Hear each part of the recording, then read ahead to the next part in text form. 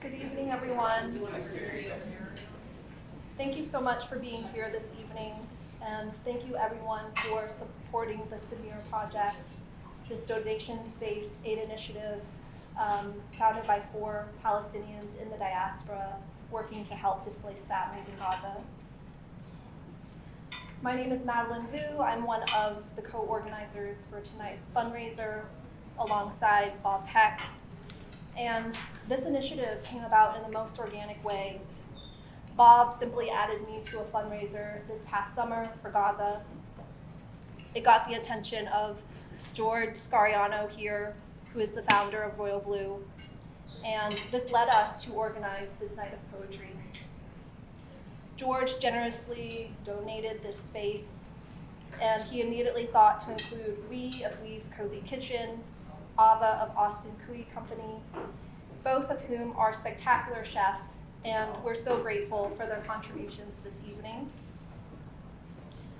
Everyone that came together to organize this comes from all walks of life, across many diasporas, and despite these perceived differences, there is this single thread that carries us forward. We all believe in the freedom for all. As a child of refugees from the Vietnam War, my family was also displaced twice. We were also told that we needed to move south where it was safer. So we lost all of our ancestral lands in northern Vietnam to bombs and airstrikes. In just 3 years alone, Operation Rolling Thunder killed an estimated 50 to 100,000 civilians in northern Vietnam. It's estimated that anywhere from 500,000 to 2 million civilians died in Vietnam in total. When Saigon fell in 1975, my family became one of the million displaced boat people that fled the country. Though these conflicts in Vietnam and Gaza are significantly different, there are several parallels that we can draw from. Both lasted and lasting over 2 decades with no end in sight, both supported and propped up by the US government, both indiscriminately killing women and children. The US was also fighting in a proxy war with other powers behind the scenes. This was an asymmetric fight in terms of a huge nuclear power versus guerrilla warfare and freedom fighters with no technology. Vietnam was also the first ever televised war, which really generated many of the protests that helped end the war. This is eerily similar to what is happening right now when we see the continual bombardment of images and media of Palestinians suffering across our screens today. There are so many parallels across these global conflicts, and it shows how all conflicts of struggle are inherently connected. So we thank you all for being here tonight to support this worthy cause. We are going to get started shortly, and for now I want to pass the mic to Bob. Thank you, Madeline. Thank you all for being here.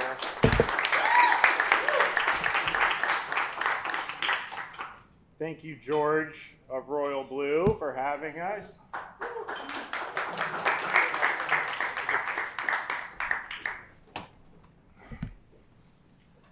About 10 years ago, I had a very bad job. It was like Office Space, the 1999 movie. Gray cubicles, gray walls, gray floors, old computers. When I came into work hungover at 9:02 a.m., my boss would work his way over to my cubicle to let me know that I needed to come in earlier. I took as many smoke breaks as I possibly could. And it was on one of those breaks where I met who became a really great friend, Bilal Shrady. Bilal also hated this job, our company, and he's hilarious and brilliant, traveling today, sadly. We bonded over our mutual dislike of late-stage capitalist corporate America. Bilal is from Houston, Texas. His parents immigrated here from Palestine back in the 70s. After a number of happy hours, eventually Israel-Palestine came up. I have always considered myself somewhat of an informed American, despite my complete ignorance of the quote-unquote conflict which I later learned that even calling this a conflict is actually imperialist propaganda, because that implies an equal playing field. Whereas Palestinian scholars and a decent amount of Israeli scholars could tell you that it's never been even since it started in 1948. Edward Said, Ilan Pappé, Norman Finkelstein, to name a few. In 1948, Israeli paramilitary groups destroyed over 500 indigenous villages of Arabs, Muslims, Christians, Jewish, and other indigenous communities, all of whom were living in pretty harmonious interfaith dynamics for centuries prior. These massacres and initial displacement is called the Nakba by Palestinians, which means the catastrophe in Arabic, or the founding of the State of Israel. Ultimately, over 750,000 Palestinians were forcibly displaced at gunpoint. Ironically, heartbreakingly, a diaspora was created by the victims of the Holocaust. You can Google Palestinian keys. You can see older generation Palestinians who still have those keys. They were the keys to their homes when they were kicked out by the earliest Israeli settlers. Not so fun fact, the word Nakba is illegal to say in the State of Israel. My background is in documentary film. I have 2 degrees, film and religion, so I have 2 useless degrees. These conversations with Bilal and his brothers led me to make a film about all this called Solidarity, 5 largely unknown truths about Israel, Palestine, and the occupied territories. We filmed from 2018 to 2020. I interviewed 5 local activists, one of whom is here tonight, Haytham El-Zabri. Shout out. I interviewed 2 members of Jewish Voice for Peace, Mark McKim and Tura Campanella Cook, and another Palestinian American, Ahmad Zamer, who was born in one of the very first refugee camps in 1949. And lastly, a Jewish liberation theology professor, Mark Ellis, who sadly passed away this year, who was a friend of the late, great Edward Said. The film did okay. It didn't quite break the stigma, but it did play at a Palestinian film festival in New York. It did, I think, help educate a few people. It educated me. I've been a proud supporter of the Palestinian people for several years now, including internally at Meta. I'm a signatory on the lovingly anti-establishment MetaMates for Ceasefire petition project. I think I'm the only Bob. Anyway.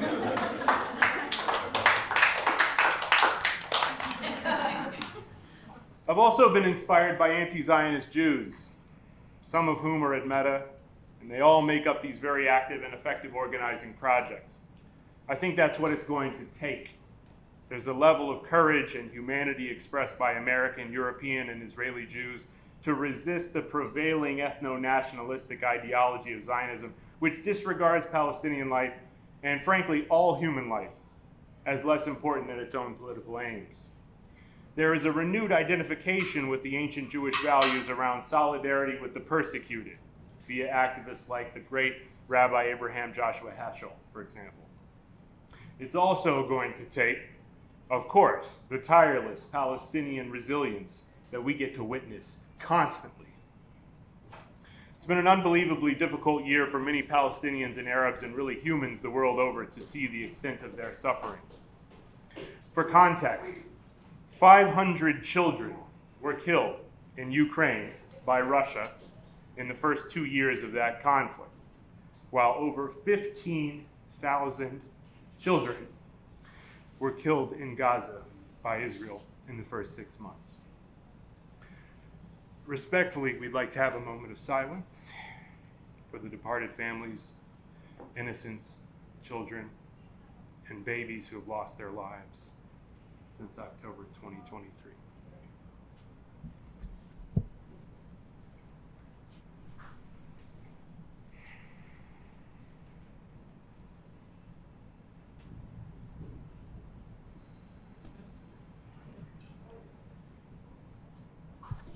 Thank you. And before this so-called war, both Amnesty International and Human Rights Watch, who are 2 highly respected NGOs, wrote extensive reports detailing and classifying Israel as perpetuating an apartheid state on Palestinians living inside Israel, in the West Bank, and Gaza, which many scholars and activists have considered an open-air prison due to Israel's blockade since 2007. They need all the help they can get, and all we can do is our best, and that's what we're going to do. There are many passionate hearts in support of what Thich Nhat Hanh calls interbeing, or the interconnectivity of all humans on this planet. From Nelson Mandela, to Jimmy Carter, to Desmond Tutu, to Norman Finkelstein, to Angela Davis, to Ta-Nehisi Coates, I recognize that the Palestinian cause is in alignment with all causes. To Madeline's point earlier, every struggle is connected. I'm optimistic. In America, I've been really proud of the university students. Our generation and the younger generation can't unsee what we've all seen. I pray that this awareness will continue to move the chains, to break the chains, and to allow the Palestinian people what they are owed: their inherent value and dignity, self-determination, and freedom. Thank you.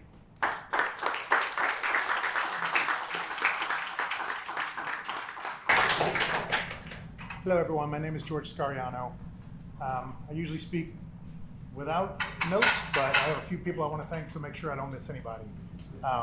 Just want to say thank you to Bob and Madeline for making this happen. We've totally connected over a sense of shared mission, the collective mission of helping people in need, feeding innocence under assault. Thank you to our lovely group of poets, prompting us to action through their words of passion. Thank you to Ava Pendleton, who cannot be here, our partner and local bakery, La Patisserie and Austin Kuih Company. Not surprisingly, she's baking right now, so she can't be attending, regrettably. Which brings me to we. I see, thank you. None of this would even be conceivable were it not for our partnership. This is now the 6th major event we've pulled off in as many months, and there will be many more. It has been ridiculously easy to lean into the unknown, as that was the basis of our partnership. She lost her lease last year, so I decided to reach out, say hey, and here we are. Actually, he's a very good partner, very passionate. You know, I think I can grow up with him. And really, me too. You have not known that the last time when I in the gas station, I kicked out by the owner, and then my neighbor didn't like me at all because my customer disturbed their business, their properties. So I had no choice. I have to move up and then move on. And so fortunately that George reached out to me, you know. And then I started from March 4th. March 4th until now. And then I'm doing good. I think I can doing great.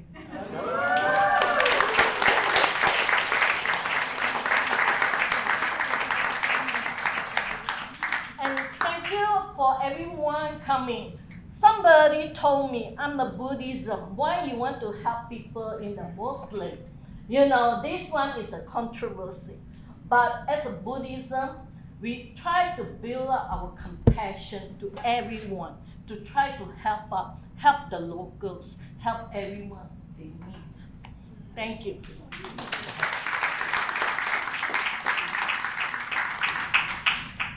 I'm going to keep going. Thank you. And thank you, everyone shows up and then contribute to the people who need.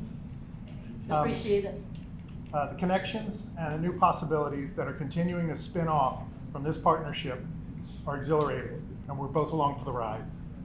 Truly, everything is better with we in our lives. Hopefully, I hope. Thank you. To me, people helping people should have no borders. It should be colorblind, and it should not be tethered to anyone's politics. At its most fundamental, if we lean fearlessly into helping each other as humans on this planet, then we'll be able to show others that unity is possible and lead and inspire by example. To give oneself selflessly, to me, is how we show a higher form of love.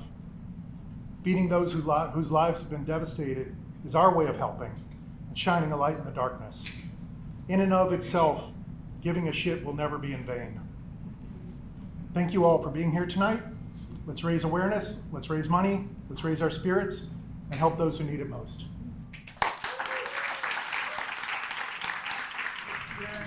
Tonight from so many amazing local businesses. The raffle is in complete support of the Samir Project. Each raffle ticket is $5, so you can buy a ticket simply by donating to the Samir Project. You can complete that on your own, and we'll be announcing the winners throughout the night. So I want to introduce our first headliner for the evening.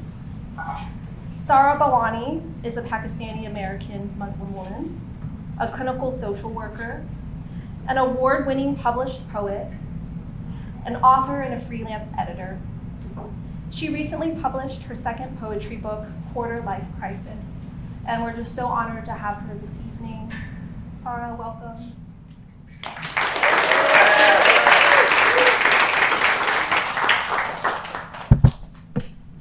Hi everyone.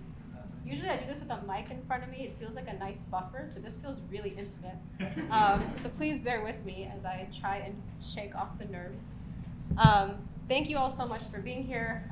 Just so much gratitude to Bob, Madeline, George, everybody who made this possible. I'm just excited for all of us to be here, to raise some money for a very important cause, but also just to gather in community together.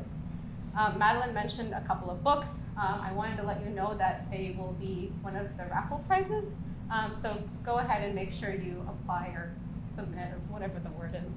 I am a poet, but I don't have words right now. I don't know. I'm just nervous and excited to be here. I have 3 poems for y'all.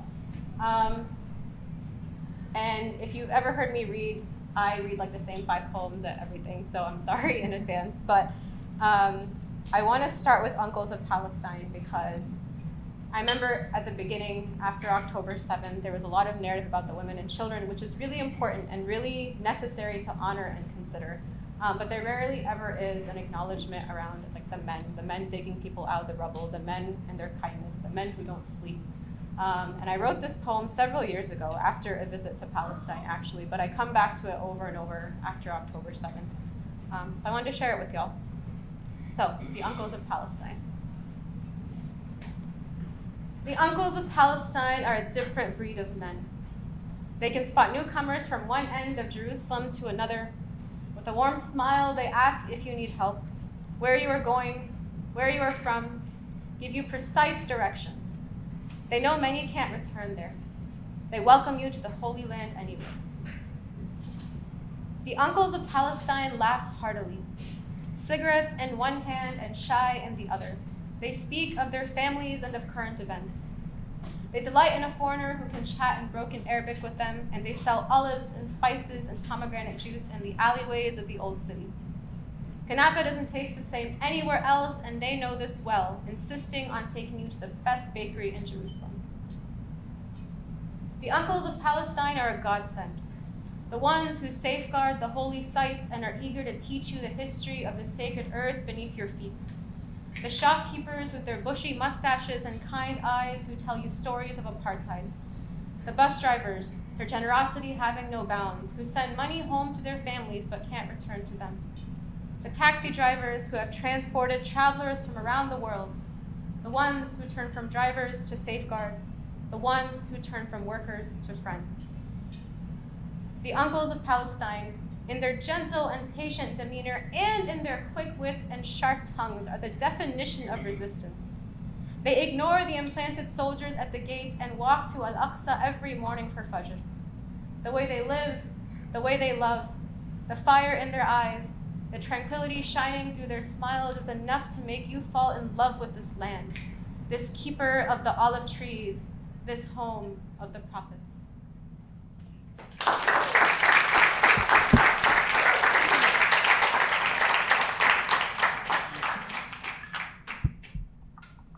So I did write a new poem that I'm really excited to share with y'all. It's meant to be kind of tongue-in-cheek, but also, I think, a little devastating. I don't know if any of you are weird like me, but maybe you imagine a different world where you could do a lot more than you're doing.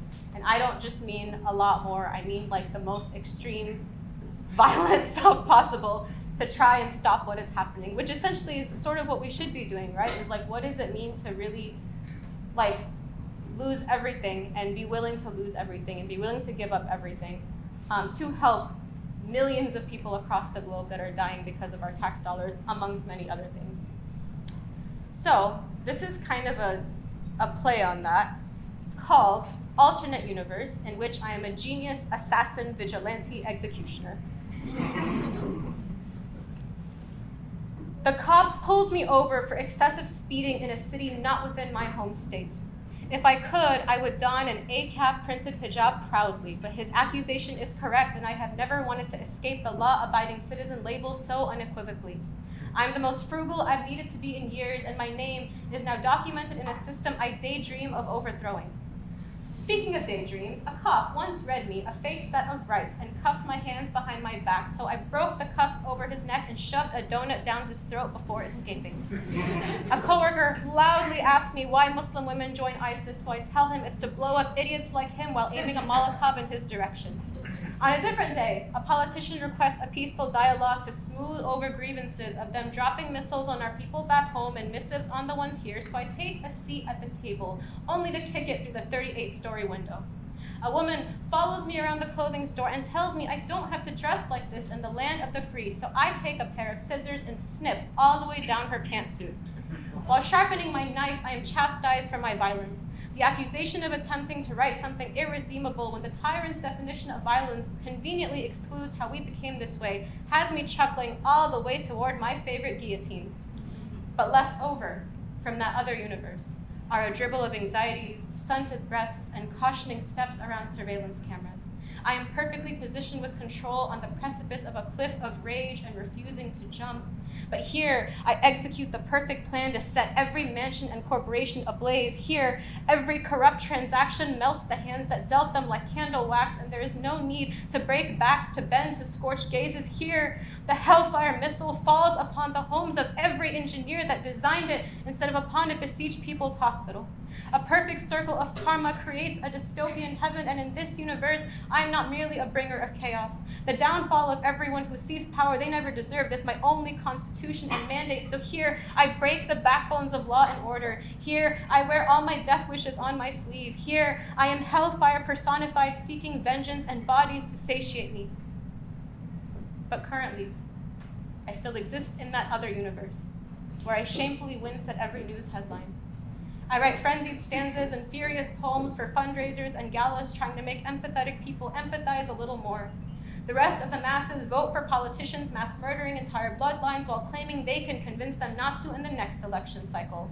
Through this unbent reality where I have to keep grounding myself in the universe I am actually a part of and not the one in which I am some unstoppable hero, I leave behind the karma to hope for a reckoning the rest of us will not have to distribute.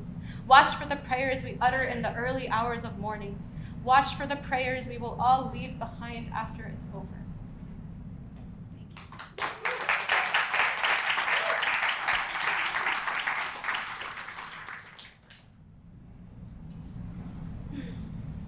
And my last poem. It's sort of an ode to like my Muslims, but also the ode to every uncle and auntie in our community. Just something that I wrote after my own struggles with the Muslim community and the basic community and the Arab community, all these various communities I find myself a part of, but finding so much that unites us. And this poem is written after Fatma Asghar, who wrote a poem called If They Come For Us, and so I wrote sort of a response to it called When They Come For Us. These are my people, and I find them in the masjid washing their feet, and in the streets waving flags, and in the hookah bars blowing sultry rings in the thickly perfumed air. Through war, prison, and immigrant dreams squashed by minimum wage, my people, whirling dervish firecrackers rivaled by auntie who claps henna-embroidered hands louder than her screams to quiet unleashed children who steal keys and shoes and smoke behind the building just before Isha. Teen girl notorious for showing off too much arm and ankle field stairs, rips off hijab after leaving the masjid but still returns the next Friday. Fundraiser uncle, Uber driver uncle, masjid uncle zealously correcting imam. Beards as wild as they are gentle or as scraggly as they are grumpy. Aunties grit their teeth as they cook for entire congregations, and you can smell the fragrant spices in their sweat. MashaAllah, I claim them all. Made in the image of God, his existence the only thing we unanimously agree upon, lest a moon sighting ruin us. My people, I'm so glad people understand. My people, I can't be misguided. When I encounter you, my qibla recalibrates toward the justice and poetry passionately preached from the pulpits. Our vibrance makes us as rich as we are divided, and poor, and lost, and fearful, and fearless. My people, I follow you as if in prayer. When they come for us, and they have, and they will, line us all up. The uncle whose barbecue is certainly the stuff of legends in Jannah. Everyone's favorite auntie, Abaya, sweeping the floor behind her. And finally, the Gen Z Muslims who cling to vapes and phones as firmly as they do their identities. Light us all up, and you will see just how much we glow. Thank you.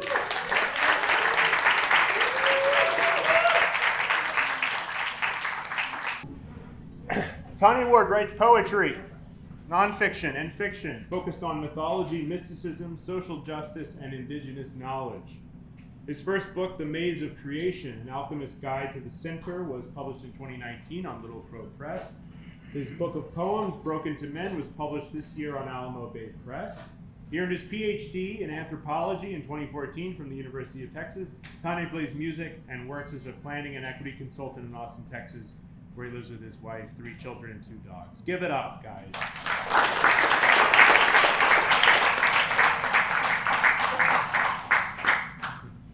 Assalamu alaikum. Peace, y'all. Don't know how much time I have, so I'll ask you a question. Truth or beauty? Beauty.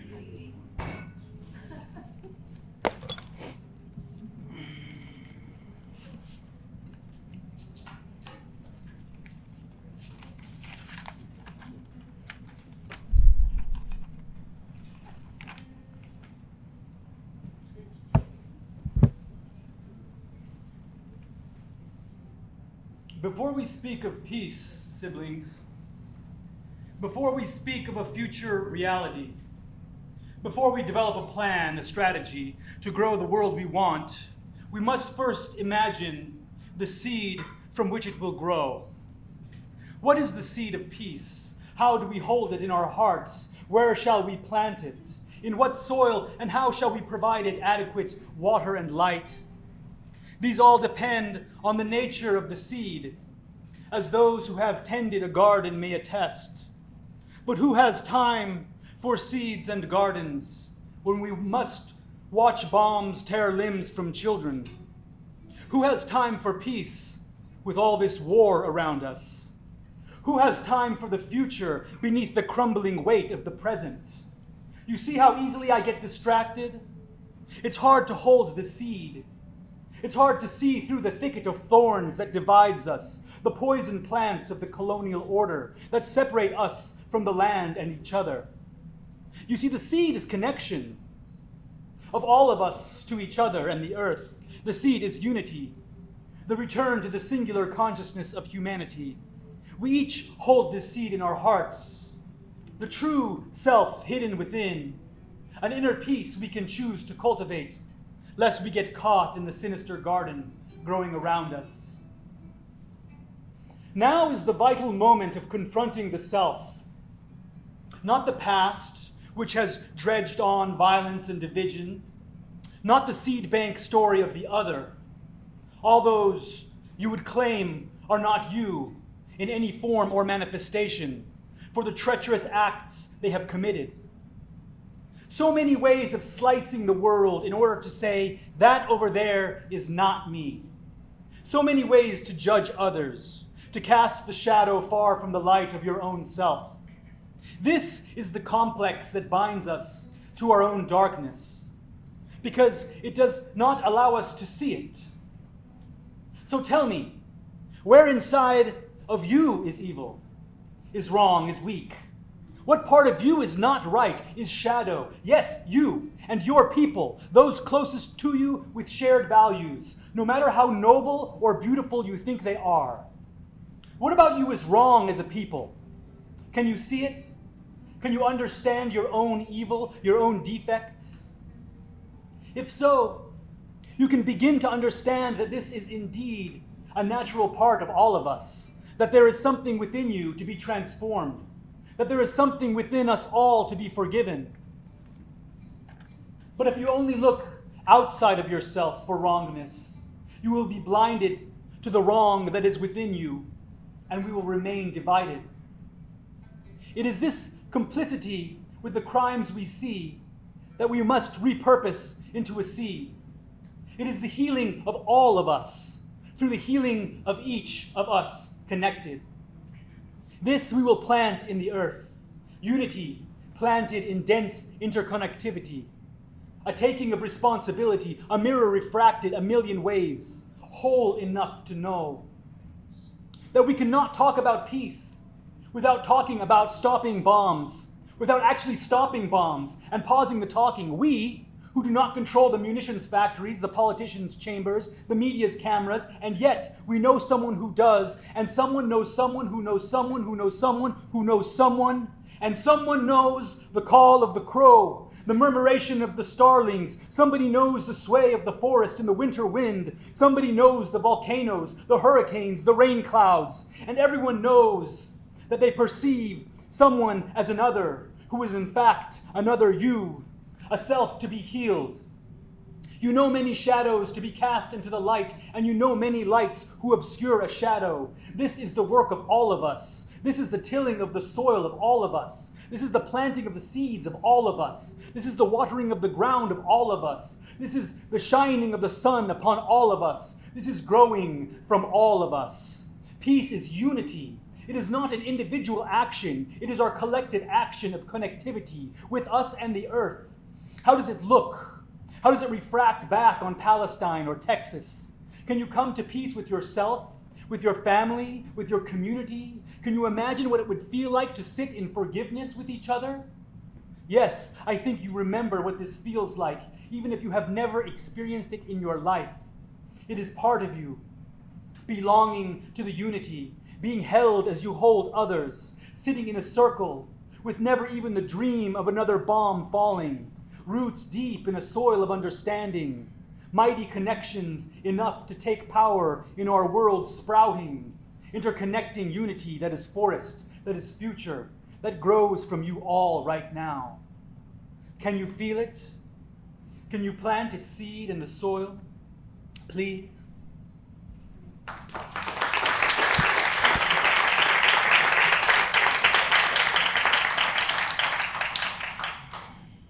Okay, that was 6 minutes long, so that means I can read another poem. Yes, please. You have 15. We have 10. Oh, 15? 10 each. 10. Oh, 10. Oh. Sorry. Madeline is in charge. Okay, good. I was going to give you that other one. So.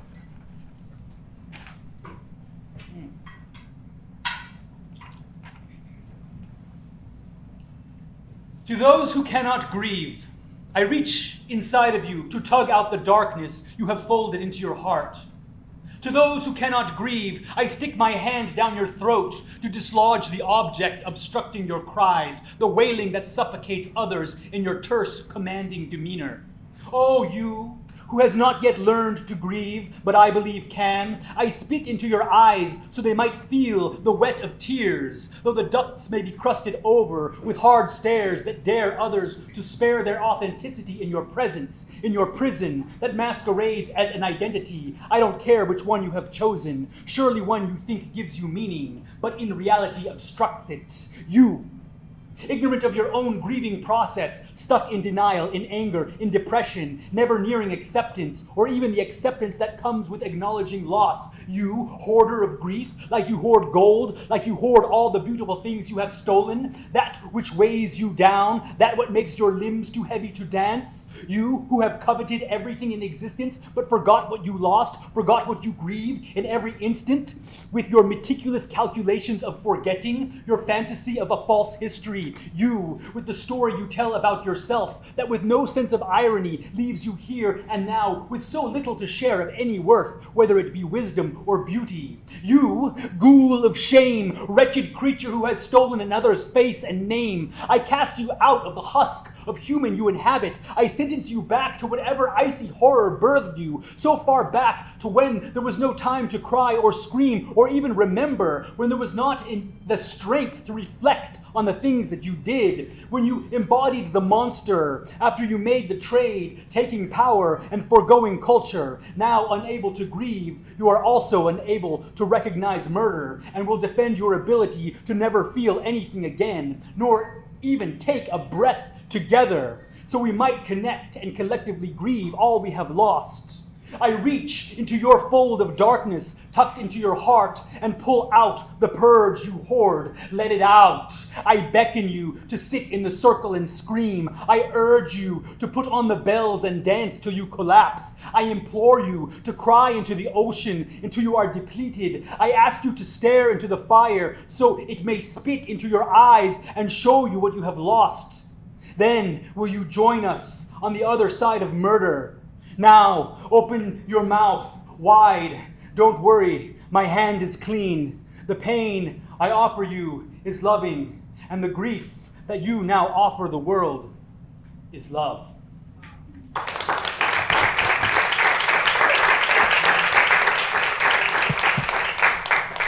Thanks, y'all. Peace.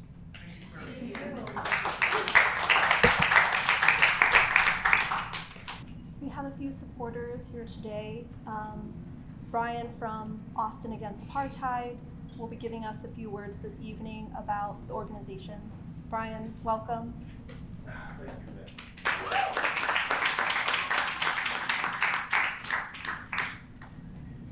Speaking after something like that, something so well said, is a little intimidating, but happy to be here with you all. I am Brian, co-chair of the Austin Against Apartheid campaign. Thank you to Madeline and Bob for inviting me. Thank you to Zainab of the Austin for Palestine Coalition for connecting us.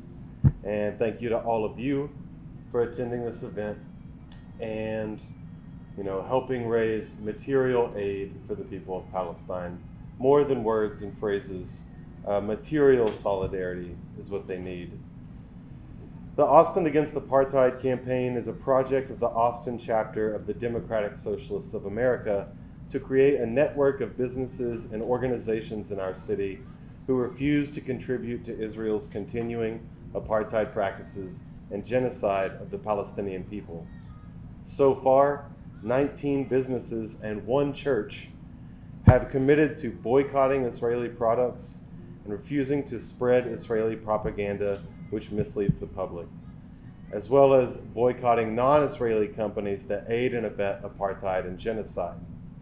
In the US context, this last point means a focused boycott of companies like Intel, Chevron, and I just wrote Remax on here, but I know that we also have comrades working against Valero, which is also materially aiding the genocide in Gaza right now.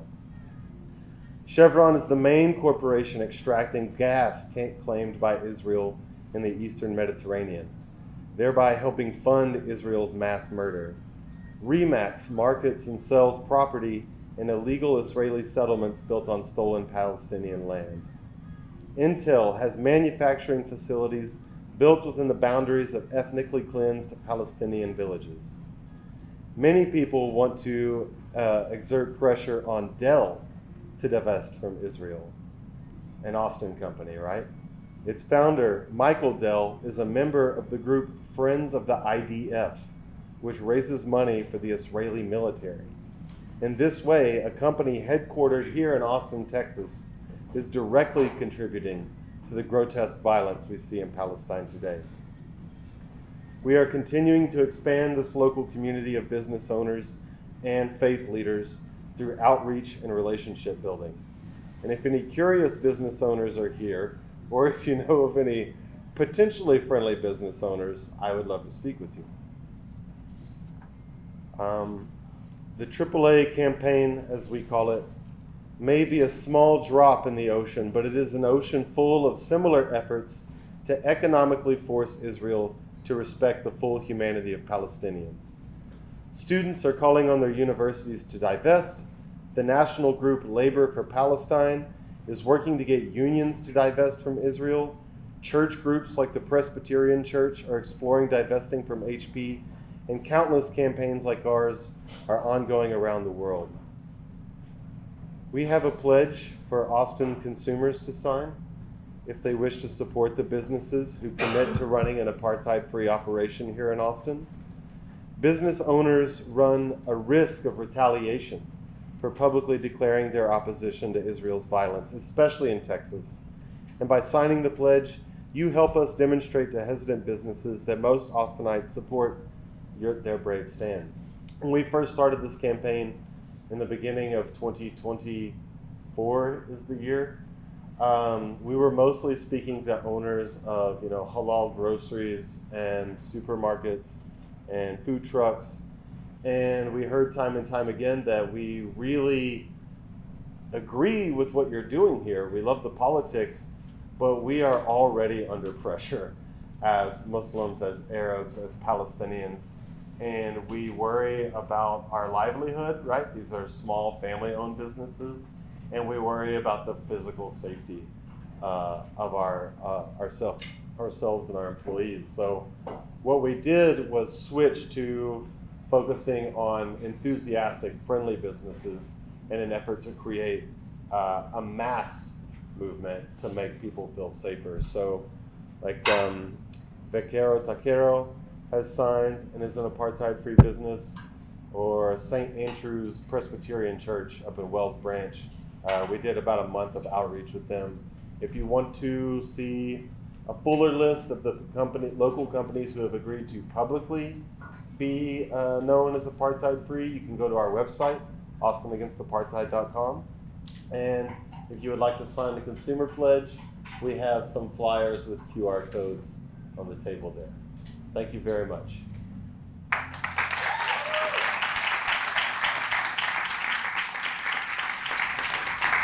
I have to get up at 4:30 in the morning for work, but thank you again for inviting me, and thank you all so much for the material aid that you are renting to Palestine tonight. Take care.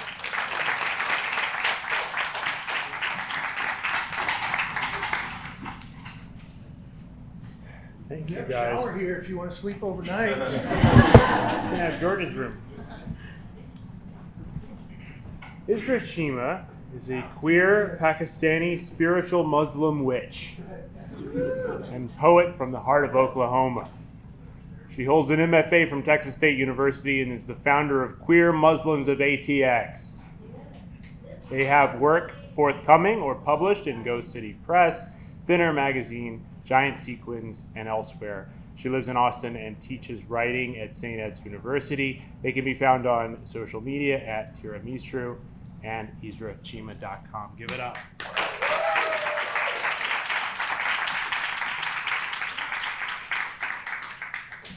Hi everyone. First, I want to say thank you to Madeline, to Bob, to George, to Kuih, and to everyone who organized this incredible event. I love that the room is so full. We're really packed in like sardines, but it's all love. So I have 3 poems for you. This first one is called You Have Failed Humanity. For 75 years, the land of prophets, angels, and olive trees has been watered by blood, erased cleanly from our map of the world. Crushed beneath the rubble, bruised arms strain, reaching through the TV screen for people who turn their eyes away, their screens off. To you, they are nameless, murdered with weapons funded by your monthly paychecks as you scroll away from the timeline after the third dead child. You search for another video to influence you, scroll to fill the void. You won't look. You won't witness this ethnic cleansing broadcasted live worldwide. Let it make you look. Let it make you witness. A bleeding young girl is carried into a hospital on a stretcher. Her mother recognizes her lifeless body as the nurses rush by. A scream rips itself from deep inside her throat, crouched over her dead daughter. A little boy is pulled from his dead father's arms, his young, tan face masked by the gray dust of crushed cement and tears. A toddler, already grasping orphanhood, alone in the world, not knowing when his next meal will be, not knowing if it is worth it to fight anymore. So swallow your, it's a complicated issue. To you, death is an illusion that does not affect you. To you, they didn't exist in the first place. Do not scroll away. Make yourself witness.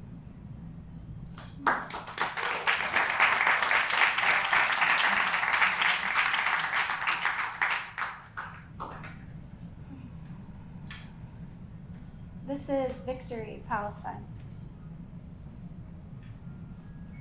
Knock at the door, opens, she looks up and smiles, stopped, staggered, erased, becomes a scream stuck at the base bottom of her throat, a bubble she tries to swallow, sour, glued down, beneath trapped tears, drown her right where she stands, frozen, hands up, don't shoot, she is a mother, stares straight through the eye of the tank, inches away from his face, unafraid, holds a rock up high in the air, ready to not run. No, never again, unwavering, dirty, unchewed feet, planted down like olive tree trunks, firm in the ground, unmoving, strong. He was 9, walks for miles, seems like minutes, mouth so dry, rough sandpaper, tongue heavy, moving, tastes the air, licking, parched dust, particles, sun beating down, heat that crawls slowly like itching. Someone is crying, don't worry, tell them, we will be there, soon enough they will die. Have you ever seen purple flowers grow from an empty green grenade shell, showering stone-cold walls with color bursting like a heart in an empty home without a father, neither brother around to tease a sister? She is crying while her mother comforts, carrying on without that same smile they took the moment they stole her heart, her life, her love. We just want to go home, he says softly, looking at me through the rear view mirror, piercing green sadness infiltrating my soul without permission, just like they took his home, his mother, his life. It has been 31 years and I have put all my trust in Allah. I no longer have a home. It is with Allah.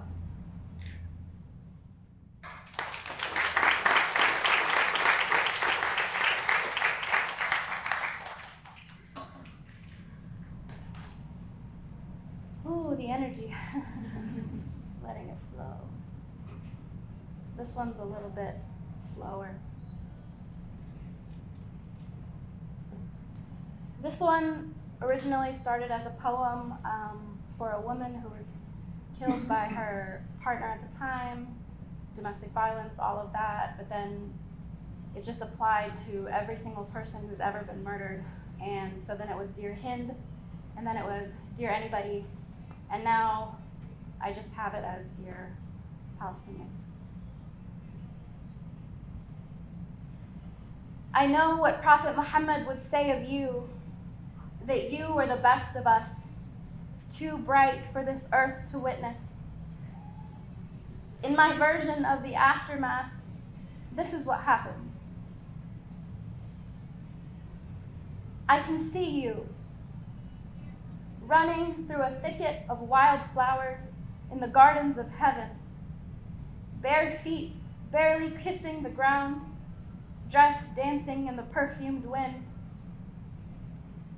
When you opened your eyes and reached heaven, did throngs of angels greet you? gift you salam after salam after salam, until the plural voices filled your ears and soothed your hurt soul with peace? Did they gently peel off your blood-soaked nightgown and bathe you in Zamzam? Pour buckets of golden nur over your bruised body, scrub the raw skin and dead hair from your fingernails? When the angels finished beautifying you, did they bring you before Allah? Did Allah motion for you to come closer, reach to part your hair, gingerly touch, heal the bullet holes in your body? I can hear you, morning bells ringing through the air, echoing loudly in the halls of majesty. Finally safe and free in Allah's kingdom, a piece of sunlight come home. Thank you.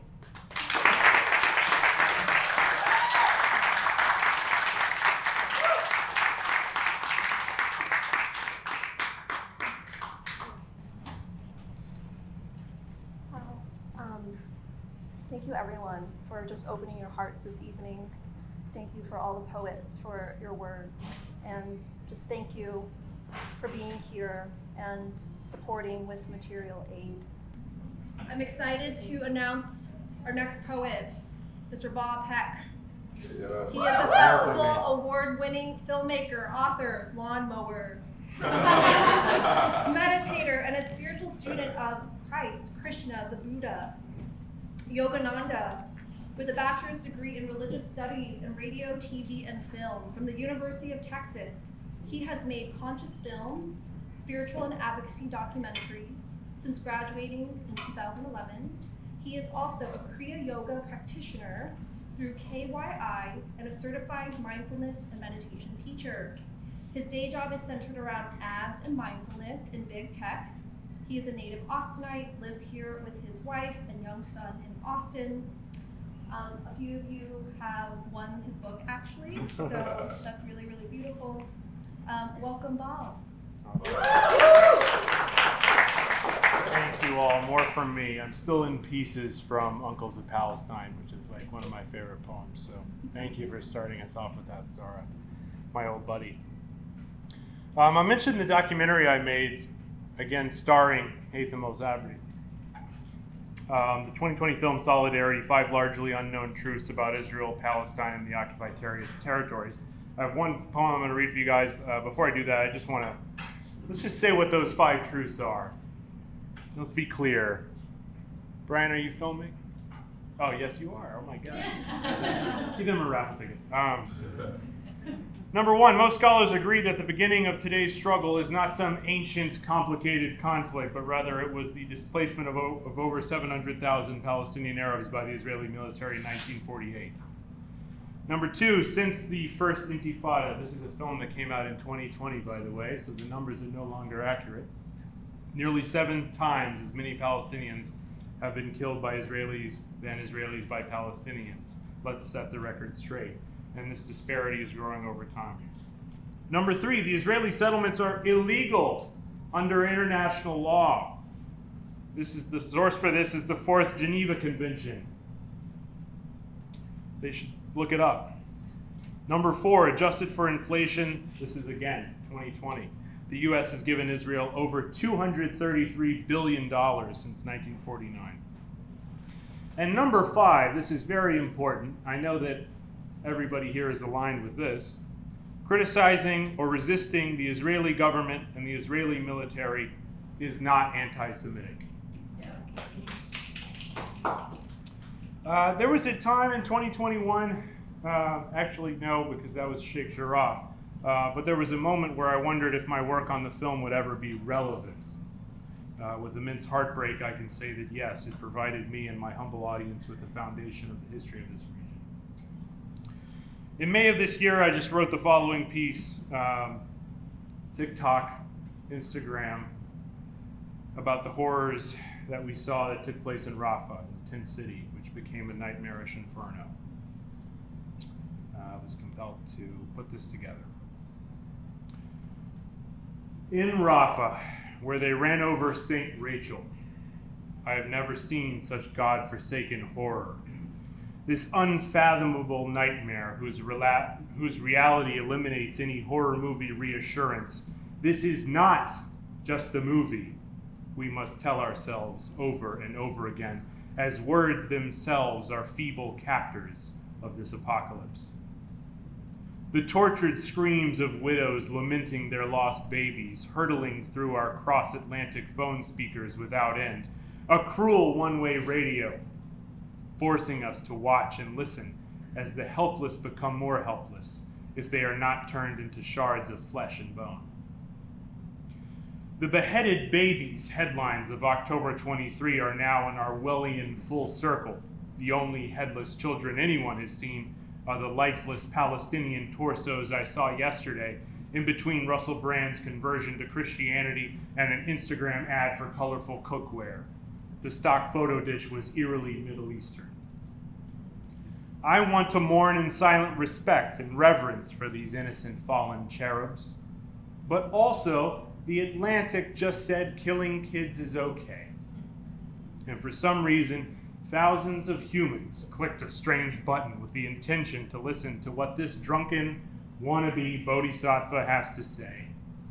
So I feel compelled to put it as plainly and clearly as possible. Stop killing the Palestinians. The children, the women, and the men. The father scraping in agony at the rubble, covering the bodies of his most beloved little ones. He deserves to live, too. The Palestinian people are a beautiful, brotherly, and sisterly, culinary, resilient culture. Every Palestinian I know personally is a beacon of friendship, inclusion, and joyful laughter. They want to live in peace with their new neighbors, and they want the past 8 decades of violence to end. They want to sit under the shade of the olive trees their grandfathers planted. And me, a cosmic cowboy in a faraway shady spot, believes they deserve it all.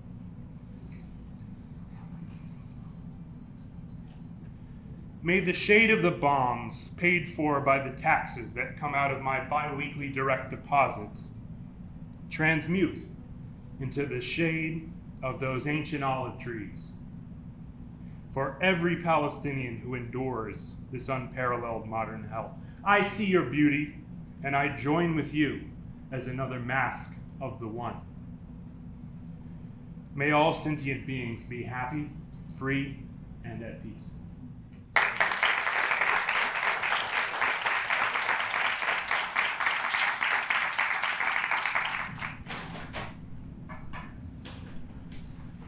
Assalamu alaikum.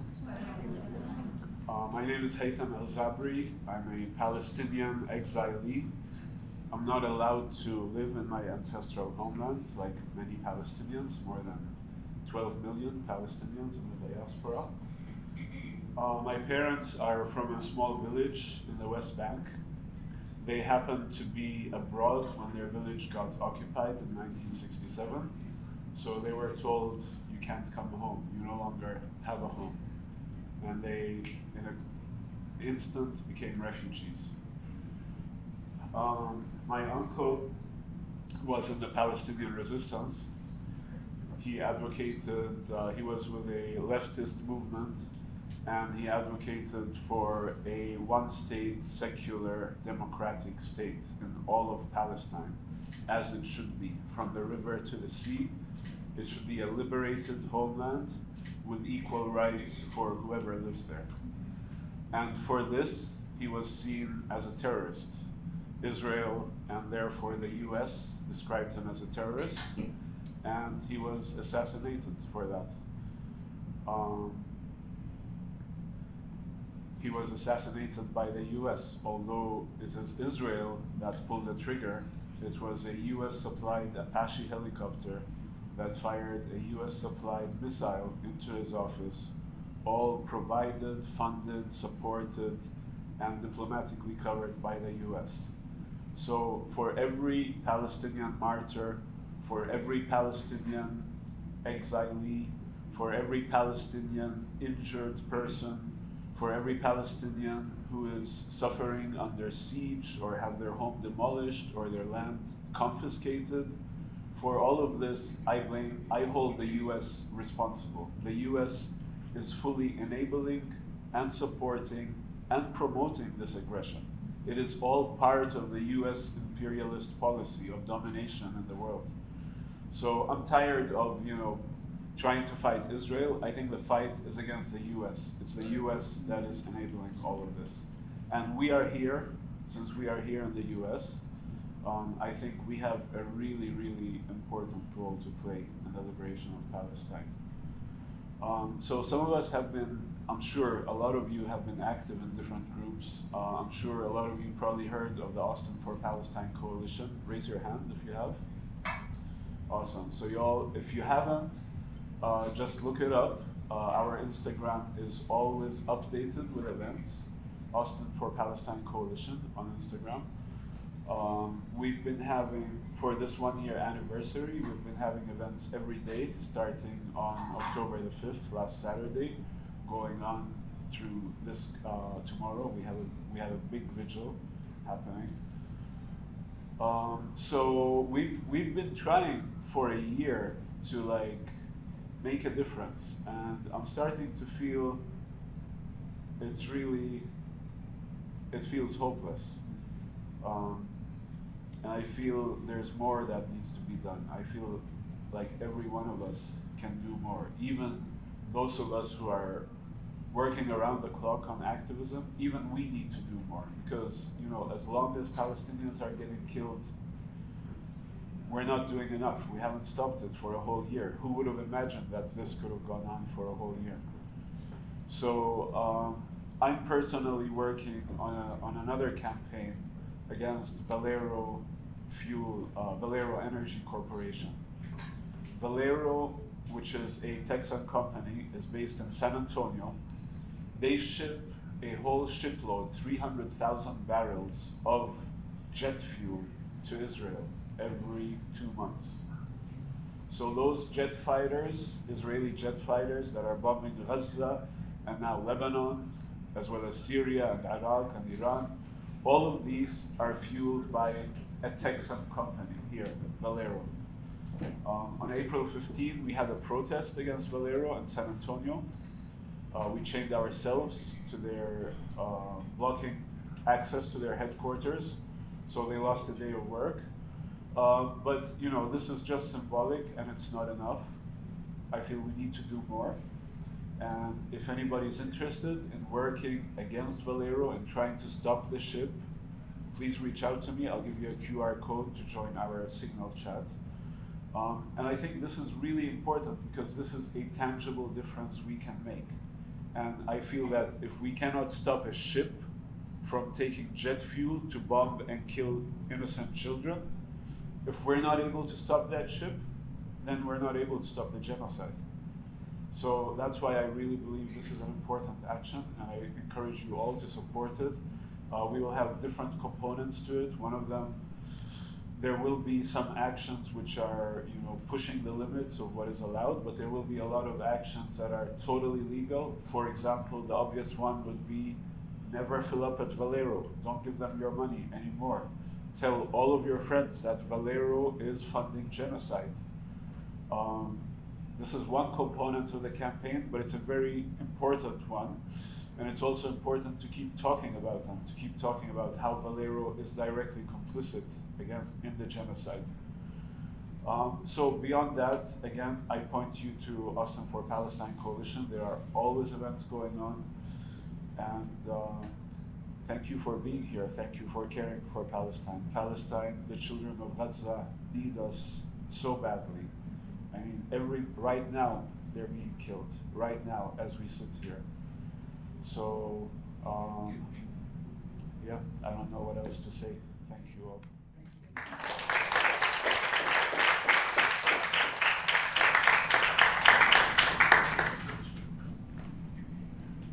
Wajia Rizvi is the daughter of Pakistani immigrants based in Austin. Her writing sits at the intersection of identity, social justice, home, and horror. Wow.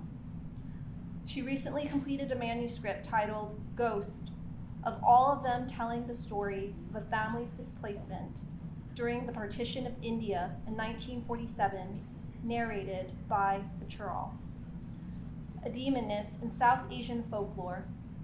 Her writing has been featured on Brown History, and you can find more of her writing on her Substack at Wajia Sultana. Welcome, Wajia.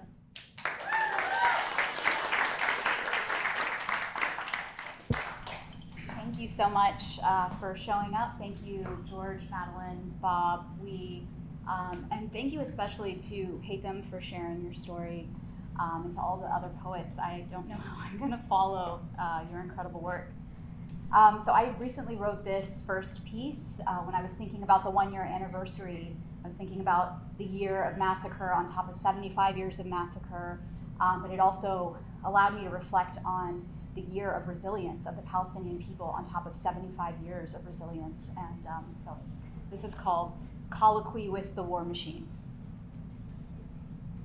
I have suffered in winter, when the pangs of hunger danced with the biting wind on our ribs. Can it all be over now? The storm has only just begun. You haven't yet had your hopes drowned in spring floods streaming under the rubble through the cracks where the sunlight once shone in. We heard all your reasons why we deserve it. Our boy threw that rock at your tank. We didn't accept the ceasefire deal that lets you keep killing us. I have felt the tent stifle my breath in the summer heat. It drove me to the water's edge, where the ocean's briny spray offered cool relief to the flames at my back. The crests of waves whisper mercies with each visit. There's comfort in my embrace, they say. Have you had your fill yet? We haven't reached the end. You haven't seen the way your ancestors' bones break under our boots with dried autumn leaves. A lifetime bathing in our blood. You got your war crimes. Are you not weary? The festering gears rotated to reveal its gaping mouth as it roared, not until this becomes a land without a people. More sovereign boundaries to cross. My hunger is holier than the divine right of kings, more insatiable than manifest destiny, and you have a nasty habit of surviving. Hearing that, I feel a joy untethered to time and space. It is a beauty only me and mine can create. For my people are infinite. For my people are infinite.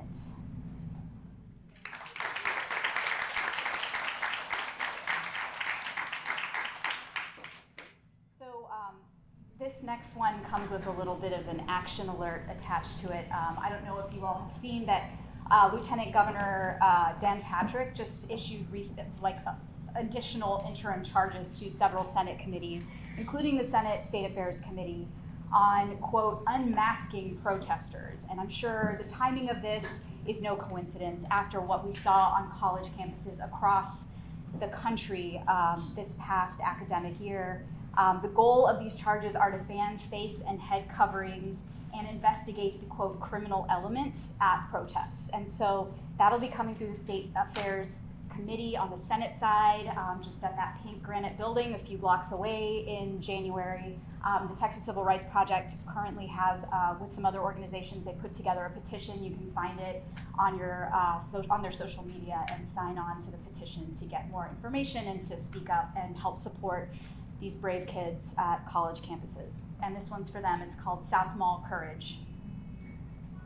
What makes you think you can emerge unscathed? As institutions vie to outshine each other's show of force with violent pageantry, why do your numbers grow? There may be a riot shield between us, but you can't mistake his clear-eyed stare telling you, I'll stamp you out and I'll do it with a song in my heart. Which tales in this century of violence, exclusion, expulsion, and protest can these South Mall oaks deny?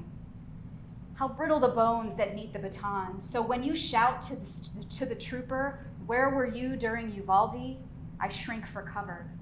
My father emerges, hush, I can protect you. Raise your voice and they find you. You see that finger caressing the trigger? All it needs is an invitation and the angel of death will escort you to that in-between place. I spoke with him, said he needed a break from carrying all those babies. He's ready to trade in the view of emaciated bodies and rubble by the sea for manicured lawns, bell towers, and the neoclassical columns of Hinds Hall. Do you see the saliva beating at the corners of his mouth? That's his tell. They're about to intensify from flashbangs to tear gas. Be home before the non-lethal rounds. Your JD won't save you now. They already know Gaza's compounding death toll. Only hindsight can tell them that there are no pits deep enough to bury the evidence of their crimes. On the day of Qiyamah, the flames and zip-tied hands will bear witness to the lives they set alight. Your youth won't grant you grace.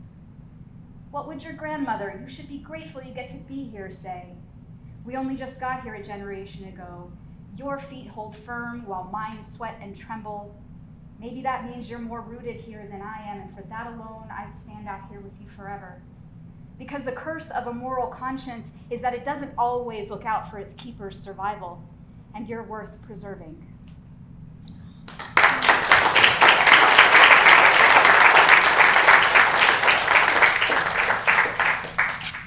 And this is the last one I'll be sharing with you tonight. It's called An Atrocity in 3 Acts, and I wrote it as I was reflecting on the absolute absurdity of what we've been seeing unfold on our social media accounts between like brunch photos and the utter massacre that's been occurring. Act 1, soundstage, Gaza, night.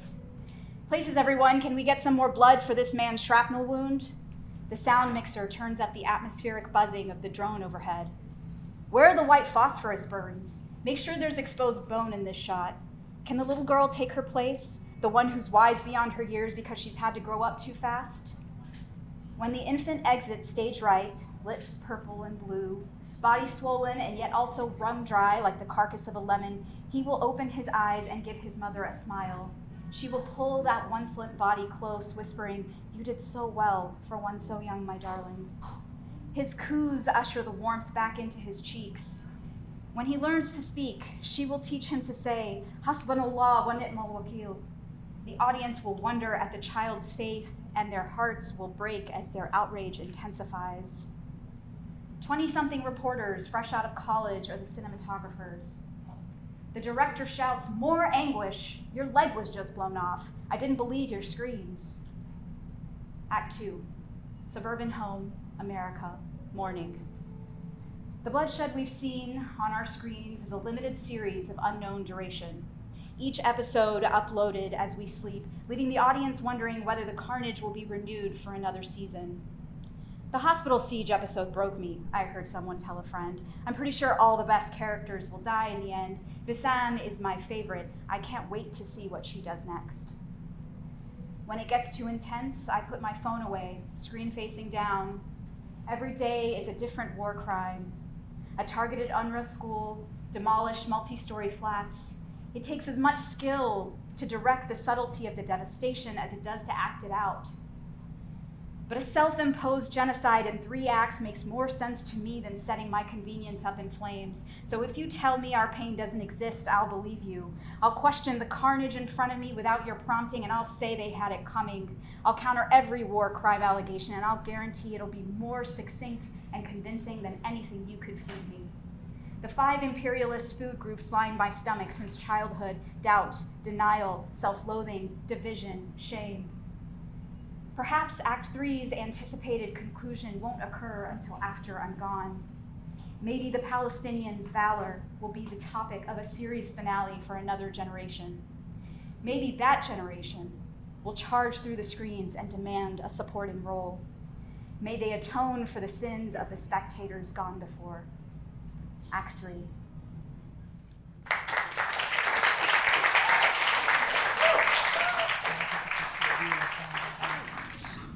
We're going to read a ton of raffles, but first we're going to have our evening closed by Lilas Taha, who is a novelist who is here, who was born in Kuwait to a Palestinian father and a Syrian mother, and immigrated to the U.S. because of the Gulf War in 1990. She's a writer at heart, an electrical engineer by education and training, and an advocate for domestic abuse victims by choice. Pursuing her true passion for creative writing, Leela brings her professional interests and cultural background together in her books. Leela won the 2019 Best Book Awards of the American Book Fest for her third novel, Lost in Time, followed by its sequel, Found in Time. She also won the 2017 International Book Awards for her second novel, Bitter Almonds. In her stories, Leela celebrates the human spirit in all its complexities and contradictions, discussing some of the historical and political events leading to the struggles that face Palestinians in exile.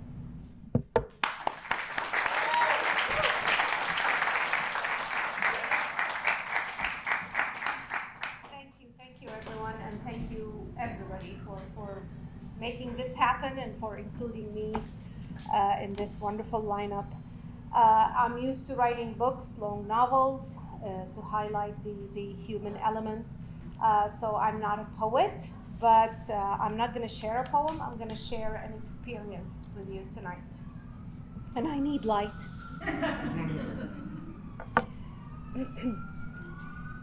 The girl brought her head down. She swung her legs back and forth under the kitchen table and crossed her arms on the wooden surface. A single braid sat neatly in the middle of her back. A big window behind her framed her profile in the mid-morning light. She looked small, too little for an 11-year-old. Her sister sat to her left. Her head stayed upright, legs dangled above the floor, and she crossed them at the ankles. She ran her hands over her hair, tightened a ponytail, then brought her hands down to her sides to grip the bottom cushion of her chair. Her size didn't match her age either. She looked like she was 5 or 6, not 10. The girls exchanged quick glances, then sat perfectly still. They were nervous. We had that in common. I could not clearly see their faces from where I stood at the other end of the big kitchen, but I had seen pictures in their files and had read their psychological evaluations. I was prepared, or so I thought. Hala and Fatima were burn victims from Gaza. They were hurt in the same explosion that maimed their parents and destroyed their home. They came to Texas for treatment. Doctors and surgeons had donated their time and expertise to provide reconstructive surgery for them in Houston. A number of wonderful volunteers were involved in the girls' unbelievable journey. On my end, I had volunteered my family to host the girls during their treatment months. We were living in Houston at the time. And this was my first meeting with them at another volunteer's house. I was there to take them home with me. The month was October, the year 2012. The table before them had an enormous spread of food: boiled eggs, cheese, za'atar, and olive oil, hummus and falafel, to name a few. They fixed their eyes on the heaped dishes, yet their individual plates remained empty. They would not look up at me as I approached. I introduced myself in Arabic and sat at the table. Hala glanced at me. I smiled, so she was the curious one. Fatima dropped her head, further hiding her face. I exhaled, so she was the timid one, the more damaged. I think Hala smiled back. The mangled skin where her lips should have been were swollen and stuffed with yellow sponges. Dark thread stitched the stuffing in place. Sponge bulged between the stitches. The same showed under her eyes and around her non-existent ears. Couldn't the surgeons use materials that had the same tint of skin color? Did they have to use bright mattress-like fillers? I sampled the cheese, licked my fingers. Cheese from Nablus. Very good. Expensive and hard to get here. I tore a loaf of bread and wrapped it around a falafel disc. We're missing tahini sauce. I looked over my shoulder and winked at our host, who stood at a considerable distance. Then I whispered to the girls, "It would not be polite to ask her to make some, right?" Hala nodded. "I guess the polite thing to do is to eat a few bites to show the lady we appreciate her generosity, then head out to my house. Since it'll be your home for a while, you can help me cook the meals you like." Fatima snapped her head up. "Do you have mlukhiyah?"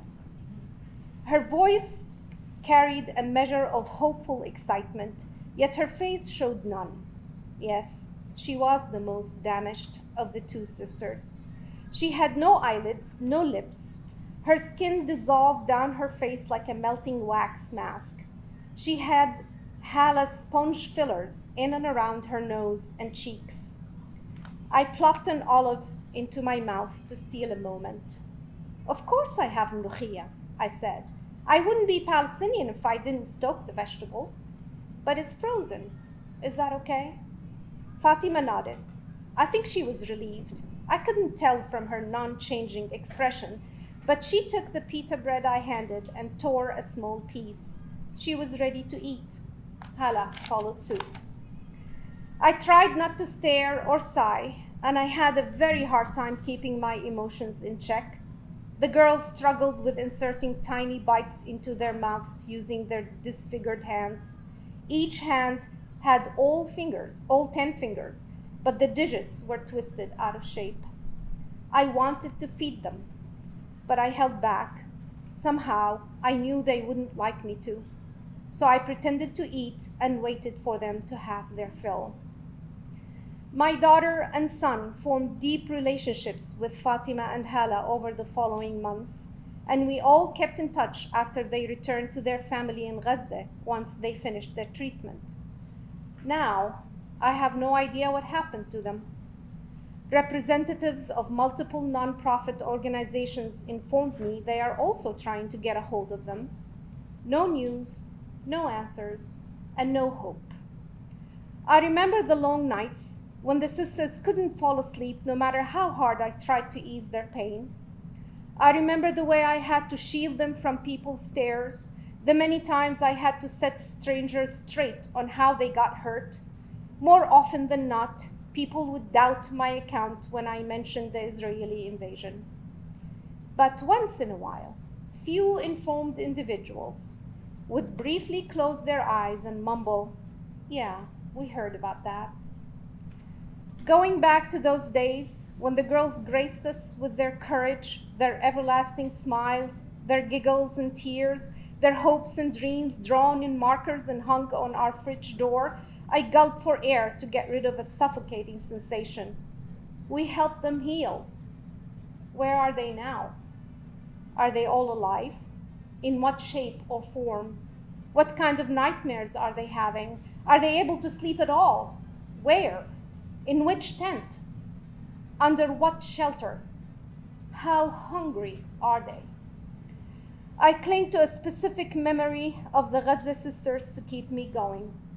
They told me once, while they were putting together a jigsaw puzzle of Dora the Explorer, that one of the things they miss about Gaza is the beach.